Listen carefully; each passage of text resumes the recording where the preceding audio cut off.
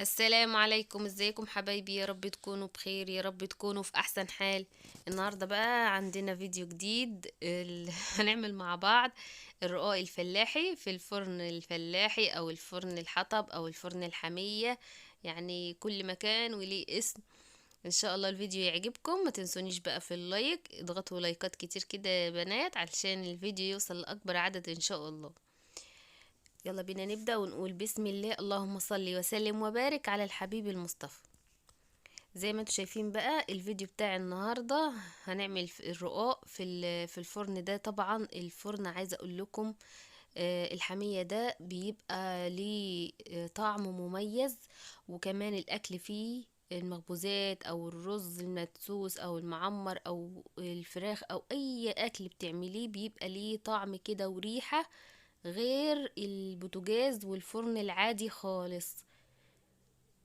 اللهم صل وسلم وبارك على الحبيب المصطفى. طبعا الرقاق بتاعنا ده احنا عملناه مع بعض على القناة، وكنت مسوياه معاكم في الطاسة. كنت عاملاه صغير شوية عن الحجم ده.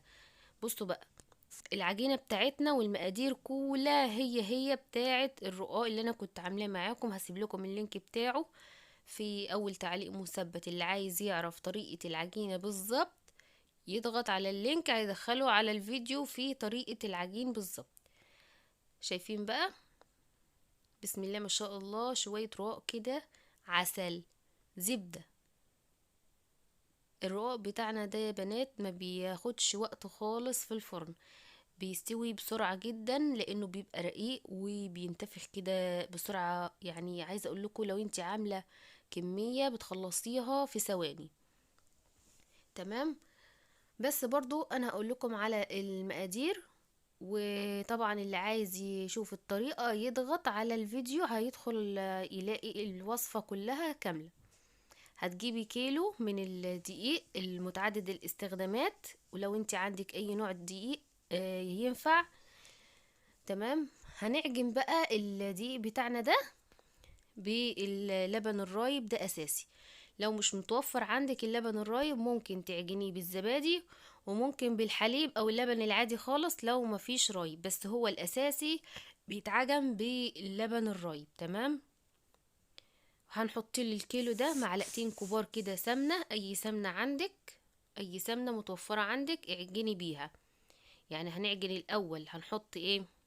هنحط رشة ملح، ونحط كده كيس خميرة فورية. وممكن كمان ما تحطيش الخميرة، يعني الرقاق في ناس مش بتحط له اصلا خميرة، لان الرايب بيساعد على ان الرقاقة تبقى منتفخة لوحدها من غير خميرة. تمام. وهنحط له، يعني نعجنه بقى بالرايب على قد ما ياخد معاكي. طب افرضي ان انتي مثلا كمية الرايب بتاعتك يعني شوية ما كفتش الكيلو، ممكن تحطي كوباية من الرايب وتكملي المقدار بتاعك بالمية. تمام كده. وهتحطي في الاخر خالص بعد ما تلمي العجينة بتاعتك معلقتين كبار من السمنة، اي نوع سمنة عندك، وتعجني العجينة كويس جدا وتلميها تاني لحد لما تنعم في ايدك، وتسيبيها ترتاح يعني حاجة بسيطة 10 دقايق مثلا، وتقرصيها بقى كده كور صغيرة، وتفرديها بالسريع او النشابة زي ما انت عايزة. بس كده، هي دي الطريقة. تمام. ولما تحطي السمنة لو حسيتي ان العجينة بتاعتك بتقطع ما تخافيش خالص، افضلي اعجني فيها هتلم معاكي تاني وتنعم وتبقى زي الفل. شايفين بقى؟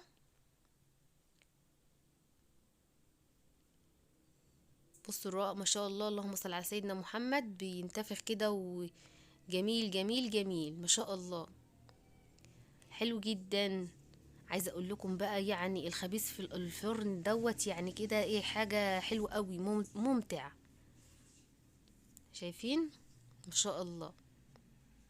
الرقاق يا جماعة ميزته ان هو مش بياخد وقت خالص في الفرن، يعني لان هو بيبقى رقيق قوي. يعني اول ما يعني تحطي له عود بس كده، عود قش كده، بيستوي بسرعة. وكمان لو انتي عندك فرن غاز وعايزة تعمليه في الفرن العادي خالص اعمليه عادي. يعني ما انا عن نفسي ما عنديش الفرن ده طبعا، هنا بعمل في الفرن اللي هو الغاز وبيطلع زي الفل برضه. شايفين بقى؟ بس ده طبعا بيبقى ليه ريحة كده في الاكل والمخبوزات، بيبقى ليه ريحة مختلفة يعني. يا ريت بقى اللي وصل معايا لحد هنا من الفيديو، لو عجبكم الفيديو اوعوا تنسوا يا بنات تضغطوا لي لايكات كتير. شايفين بقى؟ ما شاء الله.